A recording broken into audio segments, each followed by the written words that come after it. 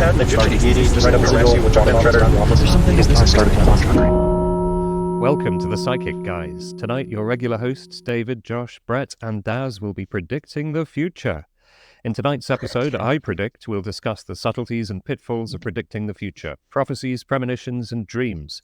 So let's kick this off with a question we've all been asked. Why aren't remote viewers always winning lottery jackpots? Who wants to go first?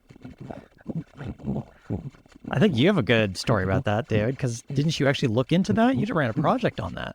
I did. On the lottery itself.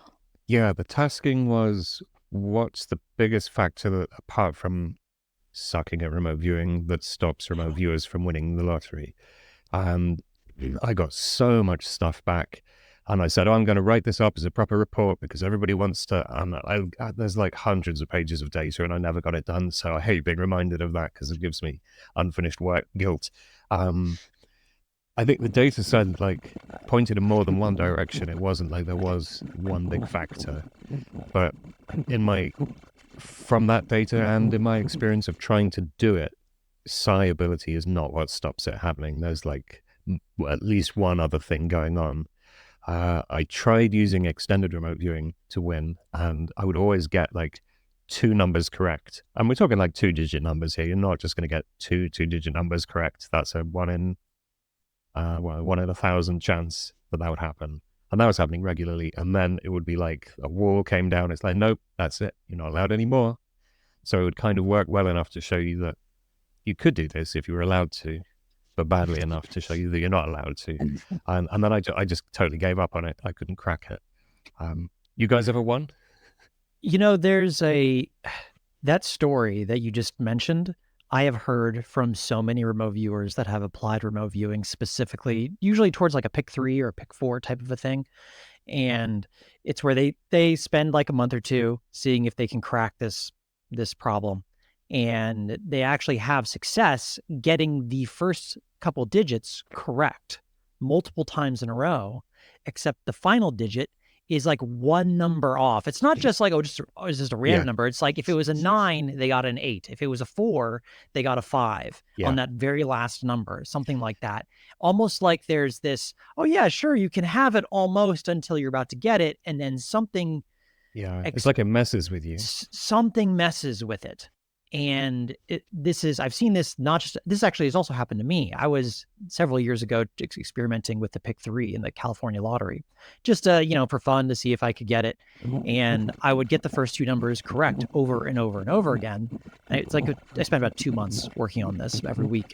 And that final number just wouldn't hit. But we get close, but it wouldn't hit. And then I was like, well, there's probably something more going on here.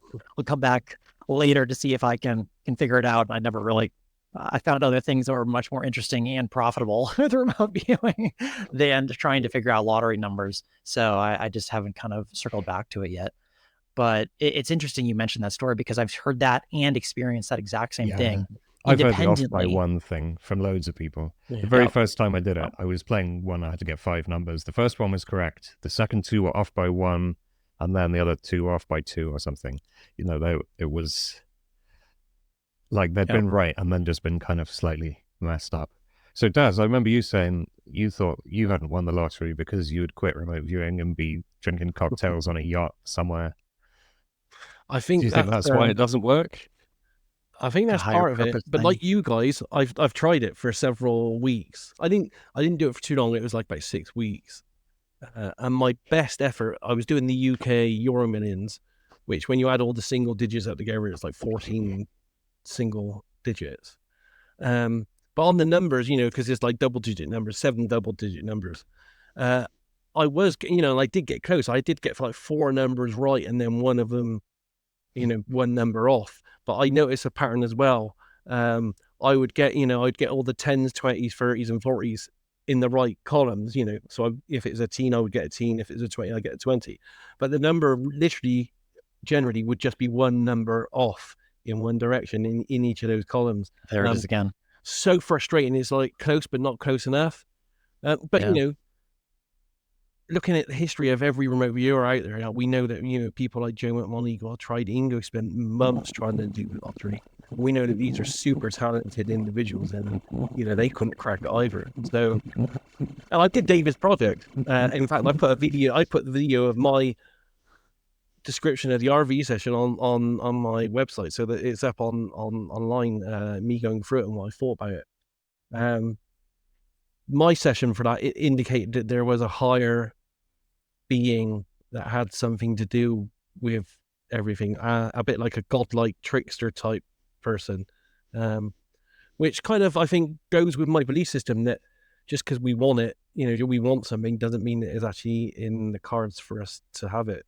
Like David said, I'm totally honest. If I won 100 million on the lottery, I wouldn't be working or doing remote viewing ever again. I'd be on my own yacht sailing to every island on the planet with with vodka and Viagra every night, kind of thing.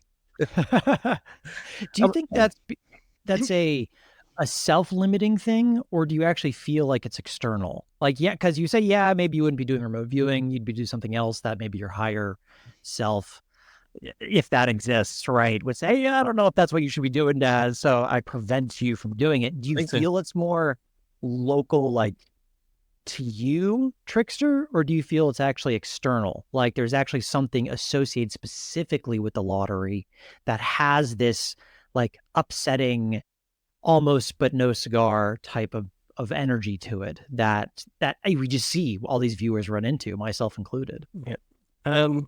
The data from the RV session indicated that it was an external trickster type, almost like, it's very hard to describe, almost like some kind of, I don't like to use the word God, but it had that kind of like, just a being. Yeah, being, all-seeing, all-knowing being that was looking down and interacting with us. And I think it doesn't like it, or if it's not within a certain life plan for us to do, just because we want it doesn't mean, you're going to get it. Yeah. You know what I find interesting about this, though, is I don't sense or experience the same thing in relationship to markets, like at all. And I don't know about you guys, but I've had instances where I've had very specific precognitive data come true about markets that was dead on numerically. And I mean, the biggest one was with the COVID crash with Bitcoin, where the top would be and the exact date. This is when I was doing a lot of extended remote viewing, and I was having a lot of precognitive dreams about the market, probably just because it was kind of fresh. And it's like I would get, I'd have a dream and I'd actually see the market chart in the dream and the number, and then that would happen in the next week. And I'm like, oh, well, why don't I start using this? Yeah. And so, I mean, David and I don't know if Josh, I think Josh, you probably were there. Like I was posting my stuff in the remote viewing Discord all the time, and I think people made several $1,000s off of my precognitive dreams at the time. It helps. Could it be though that it's the amount that's smaller, and that there are more? With a market, it's not a single. Although you are singly affected, it's not really a massive effect for a single person. It's a massive. It's not millions. It's not millions. Yeah, I think. I think the most anything's ever been made is probably six figures. I think that that's from a slightly different angle there, Daz. I think it's more, and this is just based off of sessions I tasked David with after doing that project for him, so that he'd get a shot to do it not knowing he was going to be doing it. I believe that it's more that with markets, we're not competing against a bunch of other human beings for a single lump of money. Rather, we're betting our own individual money. Yeah, could be. Yeah. Josh, was that thing the one with the crabs? The money crabs, yes. Can you remember what that was all about? Because I remember the money crabs, but I had. This was specifically your session, but what prompted me to task you with it was when I did my own work for your project. That was, honestly, it's probably one of the best sessions I've ever done, in my opinion. Not in terms of accuracy, just I went really in depth. Can't really be accurate against the unknown. But there was the trickster entity that came up, and in my session where Daz kind of focused on the entity itself, I focused on the idea of how to get around it. And I came up with this idea that you could go over it, like go a level above it and sort of supersede it by placing yourself as the authority over it. You could go under it by essentially, instead of trying to, I forget the specific nuance or how I want to word this properly. It's just, it was like the that children's book with the we're all going on a bear hunt where we can't go under it, we have to go through it, you know. yeah, in my case it was literally like a thief sitting on a rock, and that was the different ways. One, you could get around it by moving adjacent to what you were trying to do. Like instead of trying to view the numbers, it was more like viewing the outcome or willing the outcome into existence. A whole bunch of different angles. But all that to say is, what I tasked you with, I was trying to understand the nature of that trickster entity and break it down. And the session you did described basically this giant swarm of crabs. And terrifying. It basically was like attracted to your intent to try and gain the wealth or whatever. But in hindsight, when I think about it, it also makes an interesting metaphor for when you put a bunch of crabs in a bucket, the way they tend to act.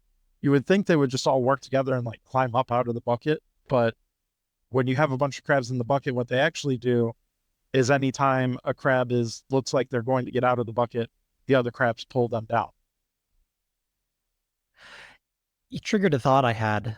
This is something I noticed recently in my forecasting work, where when I'm really invested in the outcome, like I have to be right. It's like if I really care about what the work is going to be correct, that tends to actually affect the work negatively. But if I can just run the session, turn it in, and be just, okay, I'm detached. It's going to be what it's going to be. I tried my best. I know I did. I'm done. And then I just let it go. And I let go of the outcome of that session. For whatever reason, my accuracy on those, I'm just starting to keep track of this, tends to be higher. And this may have to do with the self-sabotage thing, perhaps. I do think that there's a ton of variables when it comes to whether or not someone can accurately get information about the future. And like we're talking about many of them, but it's you jog that little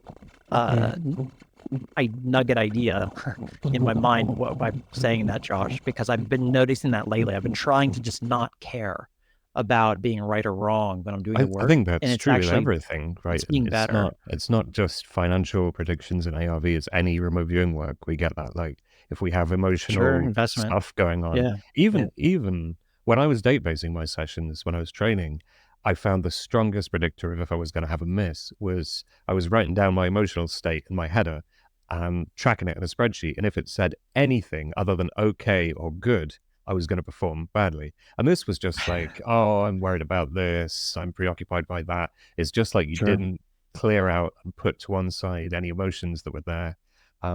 There's a really great exercise on Laurie Williams' website somewhere, the set aside exercise, which is very reminiscent of the Monroe energy conversion box. If people have done Gateway, I guess that's in, which is a really good habit to get into, I find, before doing remote viewing. If you've got any kind of lingering emotion, could be just like, oh, I need to remember to pay the bills. You know, it doesn't have to be a big deal, but it will still sit there and mess the process up. Yeah, like you, Brett, doing stuff even you're blind probably that you care about, that you're emotionally attached to the outcome, just screws it up. In those instances, I always get somebody else to do it. Yeah.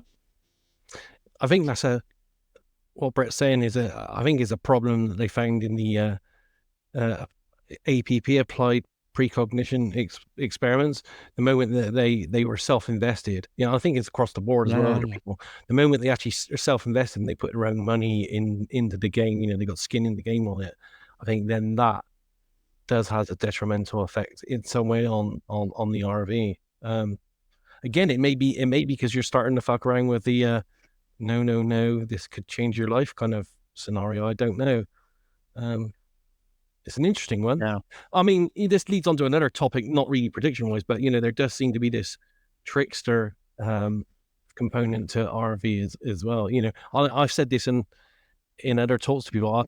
I am moving along to a kind of feeling that there are parts of this phenomenon we're playing with that are sentient and does interact with us with this kind of trickster kind of playfulness. Yeah, I think there's the model that we can use. I mean, it's just our best guesses, so they may be totally wrong, but it's just that we create a model based on our experience.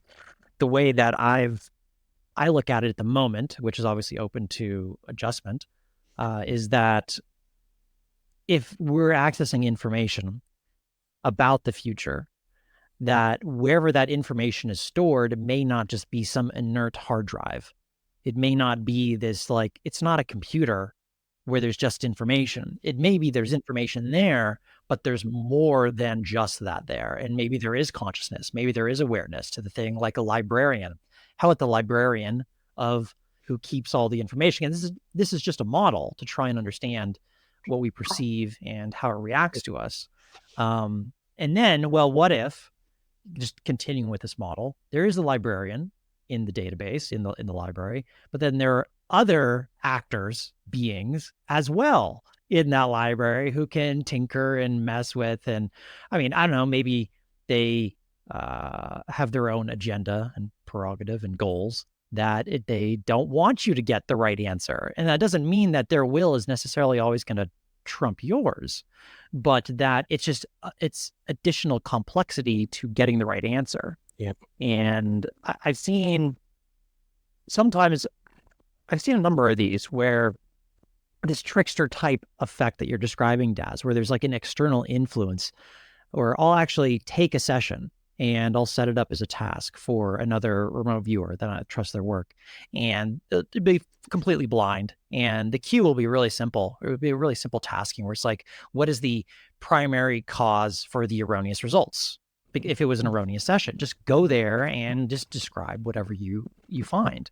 And on many of those instances, what they come back with in data is like this thing you're describing, where it's some sort of awareness or consciousness that is uninterested in you getting the data correct for whatever reason. And sometimes it's really subtle, sometimes it's more clear in those sessions. But always just fascinated by that feedback on those blind sessions. Again, it's non-feedbackable because we're looking at something that's unobjectively knowable. But it was interesting data at the very least because I've seen it consecutively by multiple viewers. So interesting, but I can't say it's obviously 100% accurate because there is no feedback completely. So, but yeah, it makes me wonder, and that's my general model that I use. Josh and I have run into that same thing in the past. Without naming any names, there was some remote viewing data put out into the public domain, which we thought looked a little bit suspect. And we did a blind session on where that was coming from, or what was the issue here. But this stuff was being published. Josh, can you remember the session I'm talking about with what you perceived first in there? Yeah, I basically, and don't take this as literal. This was just the internal symbology that appeared for me. It doesn't make any literal claims about reality or metaphysics. I saw essentially a demon that was dancing around, and when I inquired what it was doing, it basically said that its purpose was to screw with remote viewers. It explained a lot. I want to say as well, in that session, Josh immediately then went on to get a whole bunch of verifiable stuff that matched up. He wasn't just going off on one, he was working blind. So it was an interesting result that there's something out there whose whole job is just screwing with remote viewers. Huh. Do you think that's on every kind of session, or do you think because I don't think I have the same kind of issues. I mean, I have an accuracy issue, with viewing predictions, because I know from doing, over 3 years worth now through future forecasting. I database them, and for every 100 I was doing, I was only getting 65 right. So I know my general approximate accuracy in future predictions is at 65%. Whereas I know that my normal RV on a normal project, I would say is, a 10 or 15% above that on average. So I know that there is a discrepancy there. But so do you think that these interruptive life forms or whatever it is are affecting all predictions, or maybe just the important ones that have a great change to us? And, my discrepancy for normal predictive stuff might just be the fact that, the events haven't coalesced into a singularity kind of I think there's event. another model there as well as the Yeah. librarian. We could look at the non-deterministic future, like we're viewing probabilities rather than the future is there and the librarian won't tell us. It's like the future really isn't decided, at least from our perspective, because it seems to work like that, even if it ultimately isn't. I don't know.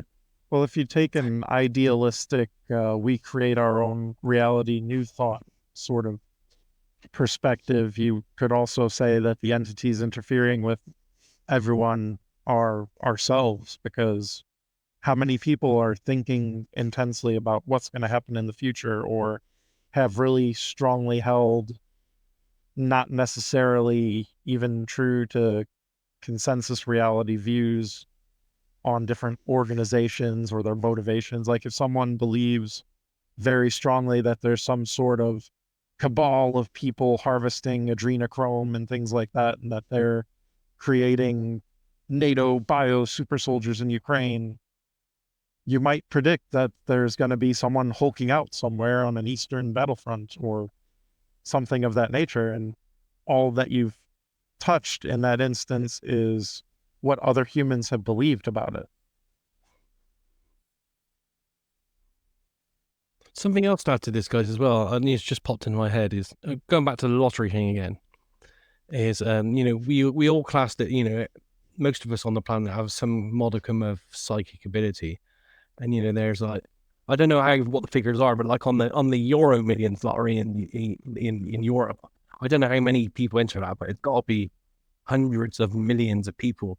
So you'd have thought that there would be I don't know what percentage. If let's say 100 million people try it, you would think there's at least, if you go on the adage of 1% are good psychics, there's got to be 1 million people there, all with good psychic ability, all wanting those lottery numbers to come up.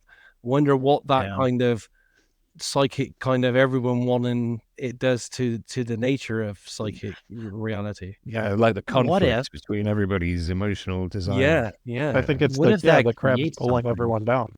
What if that's like, what's actually going on is it's like a tulpa type.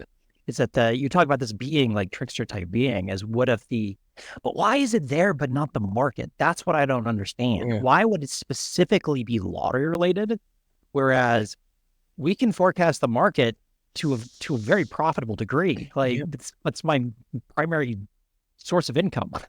So I mean, you do the same thing, Daz. But why is it the lottery has this wall that maybe it's amount, maybe it's the size, because it's like tens of millions of dollars, whereas what we're doing isn't. Well, it's tens of millions of people making a purely emotional pitch as well, right? You don't play the lottery as a calculated risk or trade. It's just like you almost buy a ticket for permission to dream what you do with 100 million, right? People don't really do that in the market, probably win are it, they? Yeah, they're so just like, lottery this price players, talk. it's Maybe like it's 100 million people with really curious. strong feelings versus like a bunch of traders with a spreadsheet and a whole load of other trades. They just don't care so much. I'm Whereas curious, people in the lottery do care. when your your emotions maybe are countering or struggling against it. When you're measuring your accuracy, do you guys feel like you have better rates against market targets versus, say, the outcome of sporting events? Because that could almost be a smaller scale where, sure, now there's not millions of people fighting over the single outcome where they win. Now it's two distinct groups of people pitting their will that their favorite team I think wins. I'm more accurate on markets than I am on sports. Me too. But that might be because I actually, you know, other than boxing and martial arts, I hate all sport. Actually, yeah, me too. I couldn't care less about sports. That can work for you. That can work for you because you don't give a give a there's crap no about the emotional outcome. attachment. Right? Yeah, I know, you know, I literally know nothing about any sport other than boxing and martial arts. I've done sports ARVs where I didn't even know what the sport was because it had some acronym and I'd never heard of the thing, the league or the teams, and I'm just like, oh no, this one's going to win. But maybe that's a detriment as well because we literally just do. You know, we have no care in it whatsoever. So I have a thought about this, and it's funny that you bring up that question, Josh, because I actually just had a conversation with a client 3 days about. He asked me that exact question. He's like, "Can you do sports higher accuracy or is market?" I had to think about it and also look back at my stats, and I think you can be. I mean, just based on my own experience, you can be just as successful in sports as market. They do feel different though, and this is totally just my personal experience that I'm trying to describe anecdotally here. So I'm not saying everyone will have this, but when I'm running sessions for sports, and if I like put my attention on that work versus market, there's a different, what's the right word for that? It's not an aesthetic, but there's the overall feel of that data is different than market. It's more alive. Again, I'm using horrible words to describe this, but you're talking about ARV here as well, right? So yes, for people who don't know how that works, there's two different targets, and your instructions will say, you know, if team A wins, you'll describe, I don't know, an elephant. If team B wins, you describe the seesaw. Or something. So the targets are nothing to do with the sports game or the market. So your attention isn't actually on the sports game, but you're saying your experience of perceiving the correct image still feels different. There's like a difference in the actual data flow. Yeah. And it's hard to kind of describe. It's because it's just a feeling. And so the other thing that I noticed recently as well is that, and this is specifically with markets, is that when I'm trying to, it is a legitimate question about, okay, this particular option or this particular thing, you have this really complex precision-like statement about the future in the market. I find that when I actually drill down and make those type of prompts, my accuracy isn't that high on those. And I was really trying to figure out why, as far as just like a simple question, like, is this option going to be profitable today or not? Like, just make it super, will I make money on this or not? Versus, okay, on this, the particular delta value on a 30-month trajectory, you know, it's like it was a true question, but the complexity of the question, it's almost like I couldn't even make sense heads or tails of that necessarily consciously. Maybe the problem is the unconscious has the ability to go look at this library or information layer for answers about the future. Maybe even my unconscious was getting confused and was like, well, I don't know how to sort through the amalgamation of all the data that would be required to answer this. That's a good point, right? Because we kind of need to know what the feeling of a thing is in order to describe it. And like, what did you just say? The delta of a what on a 30? Like, well, yeah, I don't know what that means, right? So it's just different ways to look at the market. Yeah. But if you haven't got a really a well-practiced, well-trodden path of using those concepts in your day-to-day, and if it's a really abstract thing and is really far in the future, and the feedback psychically is like this tiny speck of information, isn't it? Whereas if there's an event where say a sports game, you got like all of the fans, hundreds of thousands of fans, they're all like really happy or really sad. It's a much bigger, it's easier to find in the library, if you like. Sure. But I think that's what might be making the difference as well, is, as I said, you know, you got, for most of these sporting events, you've got hundreds of millions of, you know, for the big ones, of really invested, really emotional people. A proportion of those with psychic ability, which are, you know, half on one side, half on the other, pushing and pulling against each other. Actually, I was hearing about a experiment using random number generators recently. It's kind of like the Global Consciousness Project, but it's like it's new hardware using good quality random number sources, and several of them, and then comparing like the the outputs between two RNGs in the same box, and they were taking them to different places. Like one of them was soccer matches, and looking at how the consciousness of the crowd is affecting the output from this thing, and finding it was. Another one they did was hospice care. So they were looking at the readout from this machine, and it was going like crazy. Where every time somebody died, the whole thing was like, it's wild. Wow. So they're kind of effectively measuring something going on in the consciousness field. I don't know to what extent we're tapping into that when we do sports games, though, because we can do ARV on really dull things where nobody cares, and we can still be correct. So it's not like driven by the emotion, is it? I mean, as we're talking about this kind of thing, I don't know if you guys have done any of these projects for me, but myself and several others on Facebook groups, like we looked at the last couple of US elections, especially the big one where Trump won and the one where he lost and stuff. And every remote reviewing group I knew that did those all came back with wrong answers. And as we know, the rest of our RV data is always really good.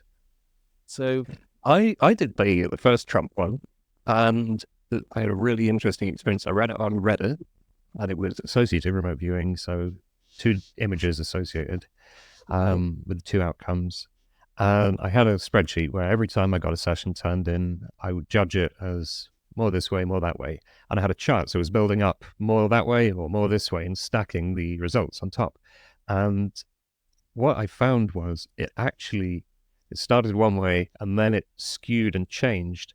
And the total outcome of the project, as the viewers did their sessions, was tracking the opinion polls, which was kind of like weaving around the 50% mark, could go either way. And in real time, the viewers were saying like, oh, it's going to be this way. Oh, it's going to be that way. And they were looking at like the collective intent as measured by opinion polls rather than the future outcome. And I don't know, maybe I screwed the tasking up, or maybe I really don't know what happened, but it was super interesting to see the way they matched up. Another thing that, we've kind of been talking around it at the moment, though, is when we run a remote viewing session about the future, and it's a very specific, well-defined outcome, this outcome or that outcome, and what if it changes? Like, what is the future? We haven't talked about this yet. What do you guys think? Some people say, oh, it's just probabilities floating in space that are collapsing. And you can make an argument that maybe by remote viewing it, are you making it happen? I don't know. That's the collapsing of the electron, right? Or the wave function. The wave function. Don't say the word. Nobody say Quantum. The word. I can tell you I get my kind of explanation on this from a film, and it's a film called Next with Nicolas Cage. It's a great source of information. Yeah, and he has a quote in this. He says, here's the thing about the future. Every time you look at it, it changes. And that's because you looked at it. And that changes everything else. And that's how, I just go by that. I think we are, as we're interacting and looking at something, we are changing it because we do something with that information. Yeah. That happened in that famous Silver Futures experiment that Russell Targ did, didn't it? Yeah. Where they were taking the viewers to a location to give them their feedback, like in person. They weren't giving them photos. They were actually taking them to the location associated with the up-down outcome or whatever they were doing. And after a while, they started making loads of money, and they got their result, and were like, yeah, you did it. All right, guys, come and go to the feedback location, which you've described. And they were like, now we're going out partying. We just made like a huge pile of cash. We don't want our feedback. And it's like, so they described where they would be in the future and then changed the future by not being there and still managed to play the market successfully. So what were they really viewing then? That's the potential future, just the information. Like, I don't know. Yeah. Do you guys feel that, because this is the age-old question, is the future set or is it not set? Do you feel that there is a degree of determinism, and maybe it's somewhere in between? Where do you land at the moment? Personally, I kind of formed my concept of time around this. The CIA did an analysis of Robert Monroe's gateway method, and one of the things in the introduction paragraphs leading up to explaining the method, the author of that report cites Itzhak Bentov, and he describes time as basically being not a linear thing. Essentially, all of time that ever was, is, will be, from our perspective, is happening over the course of the same instant. So I kind of view it as that, like, everything is going in a flash, but from our particular, the way we perceive reality, we've chopped it into linear bits to make sense of it. Is that deterministic then? If it's all happening in the same second, that means it's all happened. Well, the same instant, not even a second, like a singularity. Right. Is that deterministic then? Well, from I a think logical standpoint, I would suppose yes, but it doesn't intuitively feel that way. I think you look at it both ways, right? Because I feel like it works probabilistic. It appears to work probabilistically. Like all of what we get from remote viewing suggests as probabilistic and malleable and fuzzy. You know, Not otherwise, about all. well, if you got, I want to hear about it then. But certainly in my general experience of looking at future predictions and all of this weird stuff that we do, it seems to be probabilistic. And I'm not saying it is probabilistic, but from our perspective, it seems to work that way. So I'm going to treat it that way. But maybe it's predetermined that I try to change the future by remote viewing it. Maybe that whole loop is predetermined, right? But how would I know? So I might as well just treat it like a good model is to say it's probabilistic rather than predetermined, I think, even if that's not ultimately the case. I think the thing that gives me pause, I'm not saying it's not true, and where I land is it feels like maybe it must be somewhere in the middle. And the reason why it doesn't feel purely probabilistic is because of viewers, and even in my own experience, of getting such precise information way in advance of an event that you couldn't possibly have predicted with things adding up. Like it just is, and then it came about at the exact day that it was forecasted, and months, like 6 months in advance. Mm-hmm. So if it's probabilistic, how does something like that occur? It's almost like there was a determination somewhere that this is going to happen in reality on this day. And there's nothing anyone can do to change it. This is set. It's determined. And so I wonder if big events, because this was a big event that was seen, I wonder if those, because there's like a group unconscious consensus, like enough of it that it appears deterministic.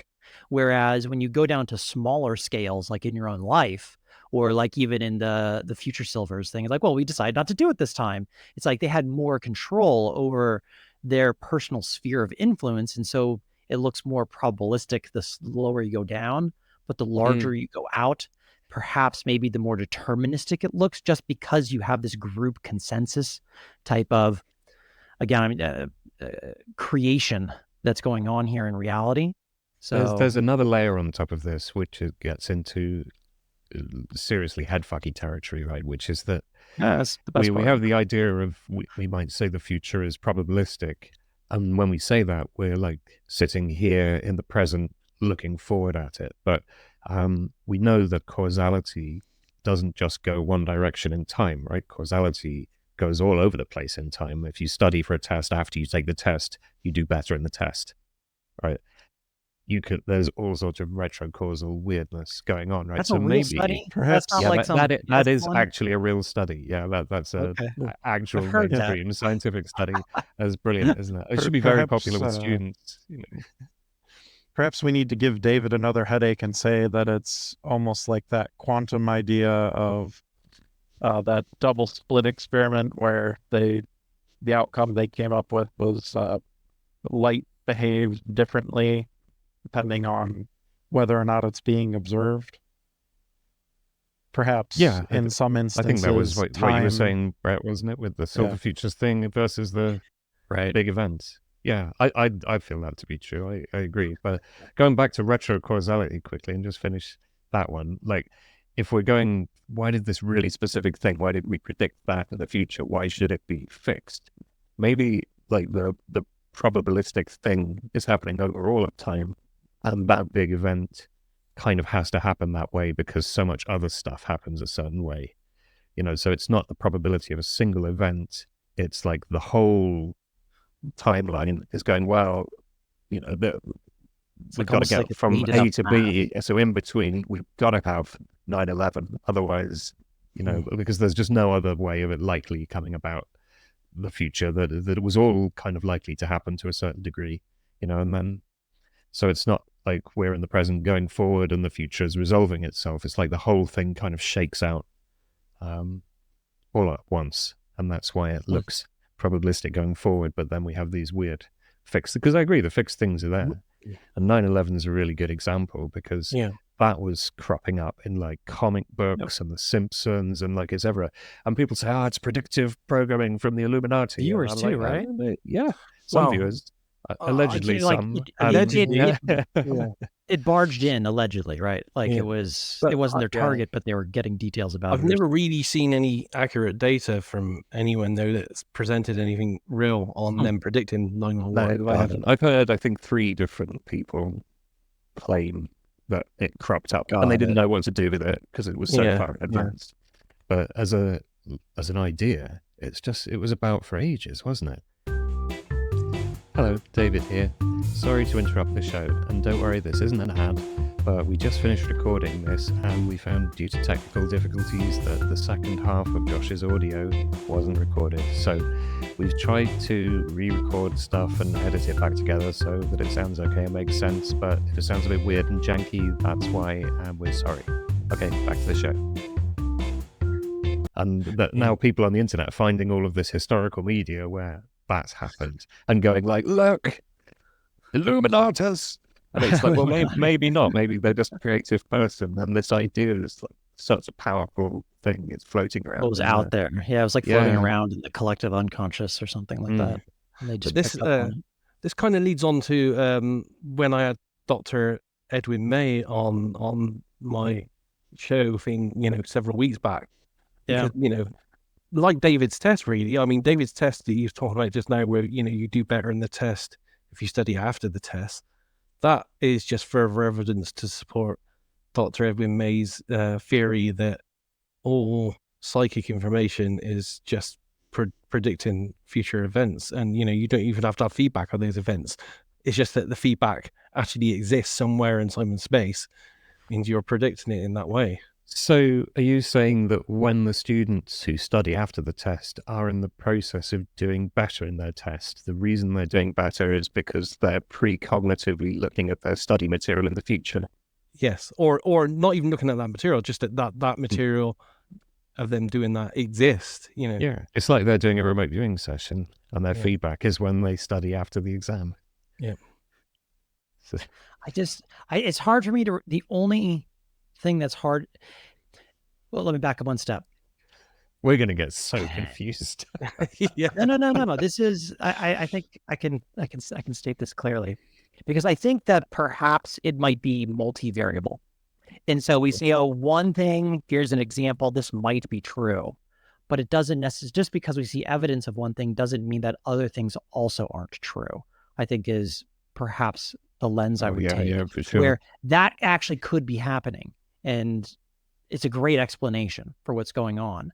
But you can also do things where you are never given feedback and the feedback is burned and thrown away and you still get the right answer for someone. And it's like, well, someone got, and then he's like, well, how did you get the right answer? Well, someone got the right answer. Therefore, well, that to me, that's a cop-out answer. What does the word precognition even mean in that context? I don't think, if you're going to cram everything into precognition, then it makes precognition as a concept so broad that it's like, well, so now it doesn't have any explanatory power, does it? Yeah, my argument would be, if all we're doing is going to the future and looking, as Ed May said, at the answer book, then if we're looking at the answer book, then why do so many people make so many mistakes and we're not 100% accurate? If we're getting a glance at the answer book that exists somewhere, why isn't it always 100% accurate? Daz, it's because you went to the wrong alternate universe. The wrong Where answer the broke in was the wrong blue. universe. Now that and I do not think is a green. cop-out. I think the alternate universe idea is a mega cop-out. I The don't viewer is subscribe to always it. It right. doesn't They feel were just intuitively, it describing just the feels wrong off. timeline. The We could do better timeline, than that. like cop-out. Yeah, come on. Yeah. I think Although- intuitively I don't like it, right? Because it doesn't give me the opportunity to fix it or improve it. So maybe it's you're my kind of own beholden bias. to But it. I don't want to feel out of control, you know. I do like what you guys were saying when you said that, you know, maybe it's different routes, you know, so it could take a different route, you know, different things happening. But what I don't like about that is for something to take a route, there would have to be a decision process involved in, you know, because it's doing a different thing each time. And that makes, you know, that then leads me to think that there is a control mechanism behind it. Or if it's random, Well- then isn't it completely indistinguishable from if that entire system didn't exist and we've just got a probabilistic future? If it's just going wherever between alternate timelines or whatever, if there's no system of control and it's just like wherever, you know, Totally random. experientially, how could we ever differentiate that from just having one thing that's probabilistic? So it's kind of working probabilistically. Sorry, go on. Des, are you referring to like which avenue you take to access the information, and then you're saying there's a type of decision making that's occurring without your Yeah, if we're conscious saying some of the notice? stuff's set, some of it's deterministic, some of it's you know, different probabilities, some of it may be looking at the answer sheet. For you to take one time and another route another time, that feels like a decision process unless it is totally random. What? And so when you say that, what comes to my mind is there's actually evidence to suggest that there's pre-conscious decision making that's going on all the time before the idea even comes up. You're sitting on the couch, you're enjoying a film, and you're like, you know, it'd be great. I should go get some popcorn. And you go up and you get some popcorn and comes back down. Where did that thought actually come from? And I'd have to go do research. I don't know it off the top of my head because I read a long time ago, but there's a lot of evidence to suggest that your unconscious is making decisions before you're even aware of the thought that comes into your mind. And so then that leads me to the question, well, could it be that the unconscious is deciding the best avenue to take when you're engaging in that type of technique about what kind of precognition you're going to use? That is maybe it's like, what's the easiest path? Has the least resistance? Why don't we just use that? Well, in this case, it's my future self because there it is. I see it in time because the unconscious maybe has access to outside of time. Let me just go and let me take a peek at the page of the studying in the future, right? Or if it's different, where it's like, oh, well, there is no feedback event for you in the future, but I'm still being asked to do this task anyway. Well, there's a closed door. So what's the next available open door? Well, maybe it's this strange, weird roundabout mechanism that we have no idea how it works because we're trying to describe something that is totally non-physical. So that would be my best guess if I were to try and make sense of all the experiences that I've had. So, or it could be all random. You know, I could be wrong. It's just a guess. Yeah. I like that idea. I think it's fantastic and it has legs. But wow, the amount of computation that has to go on pre-event, you know, that would be going on continuously. Have you heard the research? You're comparing your conscious brain is somewhere in it's like 2,000 bits of data per second. And I forget how they evaluate this. But then when they compare what your conscious mind, your thinking, your thoughts to your unconscious mind, that's regulating not only just everything that's going on in your mind, but also your body and all that stuff. It's like 4 trillion bits compared to 2,000. That's the magnitude difference that you have with what's going on under the surface versus what you're aware of as myself consciously. I mean, this is why you have incredible flashes of insight when you're in the shower or pooping. It's problem solving for you. Yeah, because that's where we do the real heavy lifting. And then the conscious mind is just best answers in the shower. I'll take credit for that. I'm the exact same. If I need to really like figure out what I'm gonna do in decision, I'll just go take a shower. And I've had to run across the room and find something to write on and be like, yeah. But I've had some great insights into the process of RV in the shower, and by the time I'm out and I've toweled down, I'm like, fuck, what was that? yeah. You've got to get out, write it on the glass. Got to get a recorder. Grab your phone the moment you get out and hit record. Clearly, you need to start recording yourself in the shower. Yeah. He does. Haven't you seen his OnlyFans? The psychic guy's OnlyFans. Shower dudes. The sour dudes. It already exists. I copyrighted that, I'm sure. So No, great thoughts, guys. It certainly gives a lot to think about, because we're all doing kind of predictive type work. Yeah. But going back to the Brett's thing as well, the markets do feel different for me. They feel easier, and now that I've been doing it several years, I feel like I have a connection to the markets and the crypto as well. I don't know if you know this, Brett, but the last 6 months or so, I've even started, and I don't know if it's real or not, but even started dialoguing with consciousnesses of cryptos and getting really good, interesting, but also valid data on that as well. Yeah, it's like a different type of input. So it's more communicative as opposed to just downloading concepts one at a time. Yeah. So markets feel easier to me than doing lottery numbers, but maybe it's because markets aren't numbers. I don't know. Well, that's a good point. Yeah, because lottery is just pure numbers. It's so just abstract. Pure numbers. Actually, there's a counter argument to that in that we are able to get 2 numbers, but only 2. I mean, when I was ERVing it, I think they were even the last one. They were in. Well, I needed 5. If I needed 5, and then another one that was only like 0.12 or something, like an easy one. But the first 2, they were like in Helvetica, I think. They were the most clear thing. It was completely 100% accurate and unambiguous. And then after that, it was like TV static. It was just complete shutdown. So it's not like we can't remote view numbers. We can. We can. This is dogma from the old days. You can't remote view numbers. It's not true. You can. I've done it many times, and it's been successful for feedback. Yeah, totally. So I don't think it's that. Because you can't get any more abstract. Sorry, when we're doing cryptos and markets and stuff, as part of our formula in future forecasting, we all try to get the, as a confirmatory piece of data, we all try to get the logo of what we're looking at. And, a logo is just a slightly different variation on a word, a letter, or a number. Yeah, it's a symbol. Yeah, we get really accurate data on looking at those.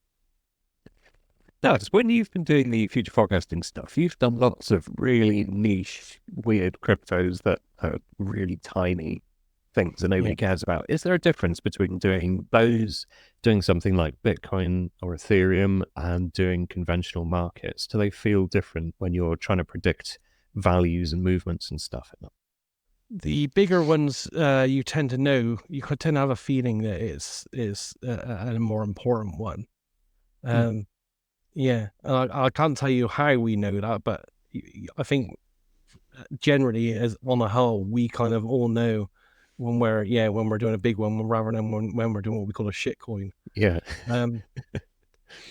But that might be because we have specific goals. Like, part of the way through, what most of us do in future forecasting is we go for, we do look at the group sentiment of all the people that hodl or hold it. So, you may be lumping together a group sentiment and emotions of several million people that you're picking up on, and, obviously with Bitcoin, it's several billion people against one of these very small meme coins where it might only be like a few 100,000 people. So, we might be picking out the differences from looking at things like that, really. That makes sense. All right, well, look, it's the top of the hour, so... Oh, sorry, Josh, do you want to wrap this up? Because I think we should do some actual predictions for 2024. Yeah, we've really covered a lot of stuff. Honestly, I think we're going to have to part 2 this one because we haven't even started covering doomsday predictions yet. Oh, yeah. I don't think... Look, Josh, I don't think we should tell them about that. People will just panic.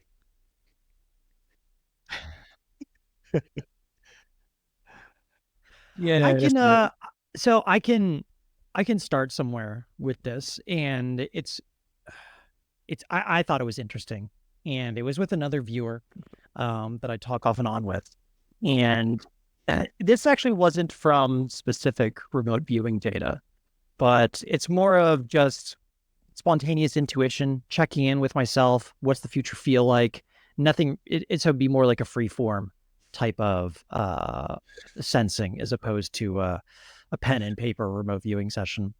But around September, the end of September of last year, I started getting multiple kind of dramatic, next year is going to be insanity, chaos, get prepared, make sure you have all your stuff in an order. Like the end of the year is going to be just especially by the end of 2024. And it kind of escalated. And it was interesting because another viewer I was talking with had the exact same thing. And it started around almost in the exact same week of September. So there was a really funny, we both picked up on it independently, and we randomly shared it with each other in beginning of December. We're like, it's the same time. So that was interesting.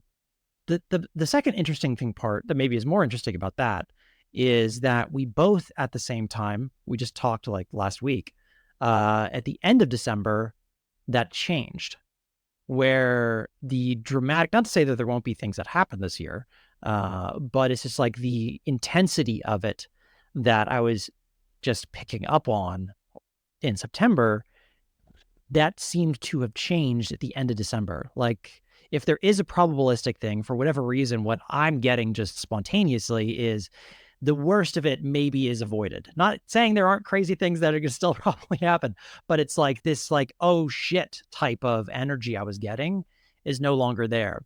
And I had a catch up call with this other viewer who had this as well about like, I guess it was the end of last week. On the very last week of December, they had the exact same type of premonition feeling about 2024. So huge grain of salt with that. Obviously, it's just, don't take that to the bank or anything. But that was, I don't tend to look at like not nearly the same degree or the same fidelity that you do to as with your team stuff.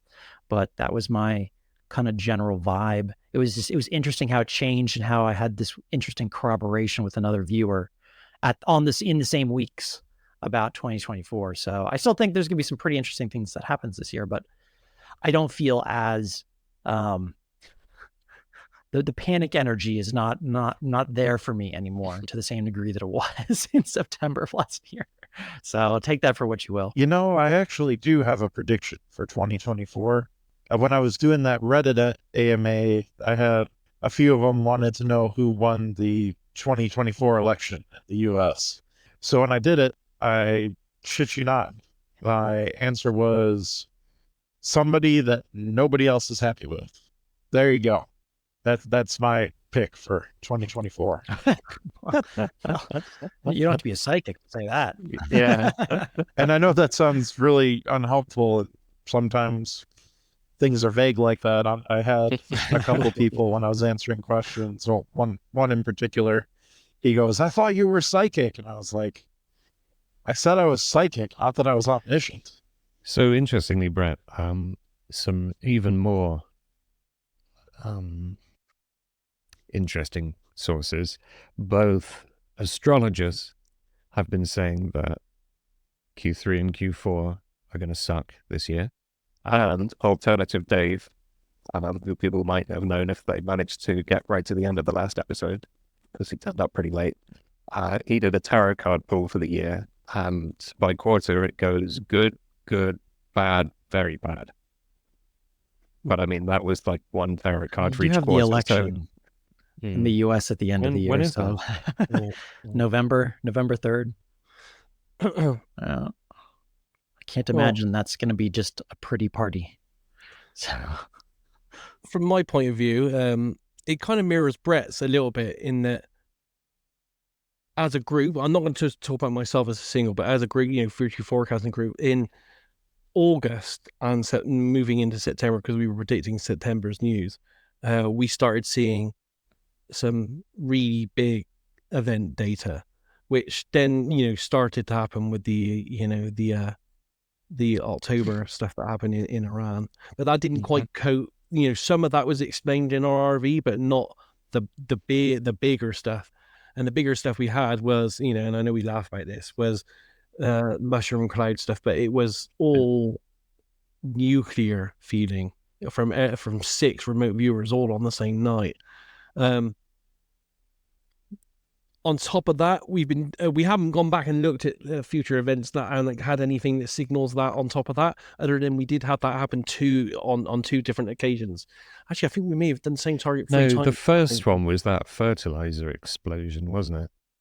In the warehouse that was full of. I can't fully remember, to be honest. That was your first mushroom cloud, I'm pretty sure. But there's a mushroom cloud not accounted for anyway, isn't there? Yeah, I didn't think the mushroom cloud data we had as a group, the big one, has happened yet. I think some of the smaller stuff did, but the big stuff where we were having accompanying, all of us had different forms of nuclear stuff. I don't think that has happened. No. But separately, we have got some other data for 2024 when we're looking at markets and different things. We're not actually looking for big events, but we're just looking at financial markets, where in August and September, and maybe even a bit later, we are starting to see some very big, weird stuff happening there as well in this year. I don't know if it both coincides but I haven't seen a decline like Brett has. But there again, I haven't been targeted to go back and have a look at it. But we are seeing some, and it may not be the same thing. We did get some big nuclear type stuff, and that's what we've been worried about, which I thought might happen. Actually, at the time, I didn't think would happen. I was thinking that it's just complete bullshit. Then the Iran thing happened, and now we got like everyone slinging, missiles at each other. So as time's gone on, I have to be honest, I am more worried about the consensus data we got, which was nuclear, as time's moving on. But we haven't revisited it, and the other stuff is more financial, and I don't know if the two are connected. I can't say at this point, but I have to be honest, I am very nervous about this year intuitively. I think we should. Yeah, I mean, it seems like it's going to be a big year, but I think we should carry out warnings of nuclear apocalypse with some warnings of the often overblown nature of psychic predictions of big bad events. Certainly. Like it seems like stuff that is scary, when we experience it psychically, it tends to get a bit overblown and blown out of proportion, and it tends to get exaggerated. Yeah. And there have been, again, naming no names this week, there have been several quite famous cock-ups in remote viewing where people have, with great confidence, predicted terrible apocalyptic events. Several people, several people, which have then not materialized. Yeah. So, I think for me, I'm not wearing 2 yet. And I can't speak for anyone else, but for my prediction stuff, the real event is usually something like about 10 to 20% of what I reported in the RV data. It's almost like we're seeing it in RV, and we are overinflating it as we're transposing it. I think with the geopolitical situation at the minute as well, there's a lot of psychic noise. When Russia first invaded Ukraine, there was some really bad vibes flying around. And there was a lot of, is this going to go nuclear kind of thing. And after a few weeks, that just faded away, so we can have these periods where for some reason that's what's on the airwaves, and then it just goes away. Like Brett's feeling of panic went away. These things can kind of come and go and never really materialize into doomsday. But maybe as we discussed, maybe it's probabilities that are changing constantly. Yeah. And this is the challenge that we have with this type of work, because there are some things. It's funny you bring up that example, David, is the actual invasion date. I posted the date. I got that I think a month or 2 months in advance. And I said, it's going to happen on this date. It was February 23rd or something. 22nd or 23rd. Yeah, I got that I was doing a float tank session, actually, like a sensory deprivation tank, and just looking at the future markets and what's coming. And saw this like February 22nd invasion ball. Like I saw like aircraft carriers, all this stuff. And I was like, they're invading, Russia's coming. And I'm like, oh shit. It's like, well, that's one where it it was in advance. It was a forecast, but it would seem like set to the time. It's like it was just there. Whereas some of these other things that we see aren't necessarily that. And so it's almost like we're picking up on, how do we discern, is this something that feels really set, or is this something that still is in a variable state that maybe what you're seeing is like, you're seeing maybe the worst possible outcome, but there's a chance between now and then where it's actually smaller degrees or none. And there could that's be a variable though. Yeah. Oh, like true. everything on my group does is public, and I know because I've had a conversation with someone that worked for a Pentagon think tank that they said that they look at everything we do. So there is a variable that someone might actually be acting on some of the information any of us put out. Yeah, me posting a date in the remote viewing Discord, no one gives a shit. In the world, I'm pretty sure. Well, yeah, but we have to be honest. We're remote viewers, and we know from the Snowden files and everything that everything is hoovered up, and it wouldn't surprise me whatsoever if there wasn't someone out there hoovering up all RV prediction data and maybe running it through an AI or something, and then seeing what. I wouldn't be that hard, I guess. Yeah. Well, I mean, if you look at what Cliff High's doing with the textual analysis, you could just do the same thing with the psychics, couldn't you? Because there is this problem with law enforcement and that kind of space where you get overwhelmed with psychics phoning up, psychics in air quotes, phoning up and telling you, giving you tips, and it's just like you just can't do anything with it. Well, I think it's much more than 80% noise, isn't it? So probably. if you can dragnet that stuff and filter it for the people who are there would talking be shit. The cost to do that would be minimal, and to get some analyst somewhere in some agency to come up with a monthly report of and then it even keeps it wouldn't surprise me whatsoever if there wasn't a government agency that isn't actually keeping stats on how accurate we are. There'll be a leaderboard somewhere, won't there? It wouldn't surprise me if they didn't have a leaderboard. We'll never know about. Shit. Look what Edward Riordan said this month. But I know, as I said, I had this conversation with this guy. He works for a government think tank. I know for a fact that they advised the Pentagon, and he was telling me verbatim, in depth, projects that I'd worked like 2-3 years before. Interesting. So I know that there are people out there that taking notice. Isn't that amazing that somebody is getting paid to sit there and watch crypto viewing? That's pretty cool. Yeah. Someone else didn't get it. And then, what the nice thing about that though is that some of these more wild and scary predictions that we do see is that there's an opportunity to avoid those things. Yeah. And I have a tangent to this that I could share real briefly here at the end, where I had in 2016, I did a project because I'm I don't know, maybe stupid, maybe people wouldn't do this, but I tasked a team of remote viewers I was working with at the time to describe my death event. And I know most people are like, I would never look. And I was like, I'm going to look. This is the first thing. Like, what do you mean? Like, give me all the data that people aren't interested in looking. I want to read it all. And so I was just curious. And they came back with pretty consistent data. And it showed, the very simplistic overview of the data was me on a table, and there was some device that was like a procedure of some kind that was going on.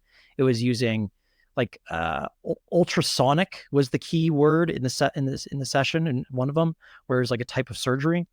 And last year at the end of August, I had to go in for surgery. The exact device, it has a big curve with a thing on the end that shoots ultrasonic sound on a person laying on a flat table. Exactly the same description of that device was what I went into surgery for at the end of August. I had a kidney stone, and there's the procedures, they break it apart with sound, and you go under and all that stuff. And this was in 2016, and thankfully they were wrong. That happened. Maybe I could do it in the future, and it's not so good. And now you guys know. So your next kidney stone's the one to watch out for. Yeah, maybe. But it was really interesting because it made me wonder, speculate at the very least, maybe there was a possibility of that actually going wrong, because it doesn't have a full 100% success rate. There is a risk involved. Any surgery obviously has a risk. And what if what they were seeing is, there is, right at the moment between now and then, the probability of it occurring does appear to be significant enough that this is the type of data that they would pick up on. Is that particular event, what is that, 8 years? No, like 6 years out, 6, 7 years out. And, but ultimately it was wrong. Everything went just fine, and I recovered just fine. I mean, we And, were remote I'm good. viewing whether you were going to die or not before the surgery, and I think we did conclude that you were going to be okay. Yeah, It was like, come on, take bets. Is Brett going to die? Yeah. But so it potentially lends a little bit of, I don't know if it lends it, but it's just another anecdote to think about, that things can potentially change just because a remote viewer sees it. It may be at that point in time that there is a higher probability of something like that happening. Or but maybe you may died on the change table and they too. didn't tell you. That would be. They just Maybe revived well, you I and did like, go your bestie under. doesn't know about this. Maybe it tricked up their unconscious because I went under and they thought that was death. General because anesthesia is pretty General anesthesia close is to death. death, isn't it? Yeah. I don't know. Yeah. So just an interesting anecdote for me, at least. You need But to we run all that been- project again and see if it's changed now, Yeah. or whether you Probably, have really got a really bad kidney stone in the future. That's going to be it. It's coming. My I don't- diet I- has improved. That's so a target much. I don't think I'd want information on. I think that is one. It does change over time, though. So It may change. Yeah, like Mm. maybe in the decision. Like, what if it helps you? I mean, like, it's doing some activity. You know what I mean? Like, I don't know, smoking or something like that. Yeah, And yeah. well, maybe if I quit and then it changes. I don't know. Maybe it'd be Yeah. something like that. Again, that goes to the question: how could you see it if you change it and it doesn't happen? Well, it only Well, doesn't happen how could 'cause you they change see? it. How could they see the market futures on silver when Yeah, the you didn't event go that and get they the remote feedback. viewed never happened, but they still I were right? think That's if you'll, a big anomaly, huh? I think the book that answers this question, well, speculates on it, is this one's Time Loops by Eric Walker. So It's definitely one should idea. Probably check that out, because it's like time goes along and then we do some paradoxical bullshit like that and makes a loop. And then the loop closes and it carries on. Like, don't worry about that. Everything's fine now. I know we're wrapping up here, but I do actually it just came to mind on the time loop thing and how things change. I'm curious about your guys' opinions real quick here on things that in people's memories, and a lot of these are probably bogus, but where there's shared memory of things being different about, what is that called again? It's The Mandela effect. Mandela effect, yeah. Mm. And there was one that I just saw the other day, which really got me thinking, because all the other ones, Bernstein Bears versus Bernstein Bears, which one is it? Fruit Loops, how is it spelled? Do they spell it fruit or F-R-O-O-T? Fruit of the Loom as well. So that's the one I Yeah. saw just the Yeah. other day. And what's interesting about that one is I have vivid memories of that logo as a kid, and it's because it's emotional. Because like, why are you I want boxers, Mom. Why are you buying me these tighty whities? I remember that's the funny, because that's the memory I have as a 7-year-old boy. Fruit of the Loom as well. Yeah.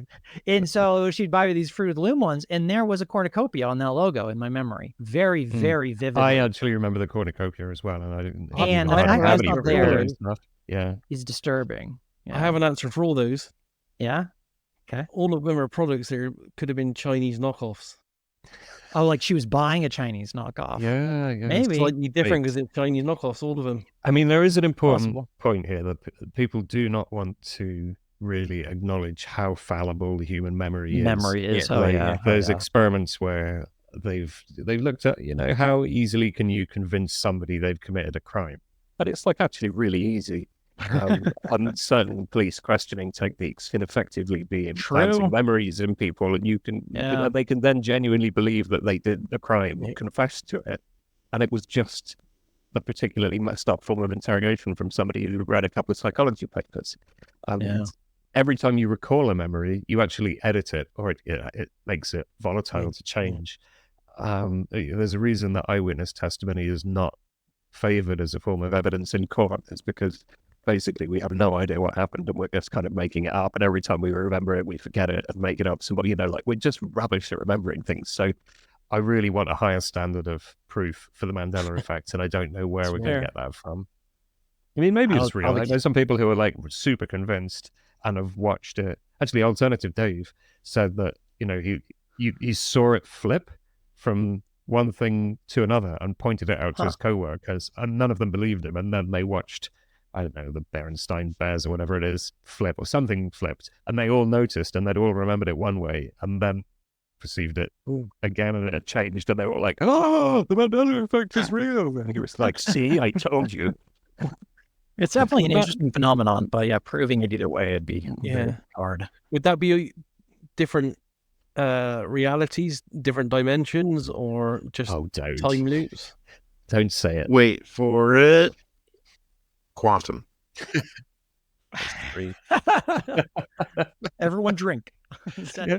What I kind of flip flop between these beliefs. Sometimes I believe in the idea of time from the gateway analysis, where it's all happening over the course of the same instant. But other times I have had this feeling of life as like a giant strip of film, and as you're watching it, it's almost like your consciousness transfers from scene to scene. Like there's Josh at 4:30 p.m. and 15 seconds, and that all of a sudden there's he passes the baton over to the next Josh at like 4:30 and 30 seconds, or some other similar gap like that. I don't really know why. It's just that's the other model of time that really feels like it makes sense to me.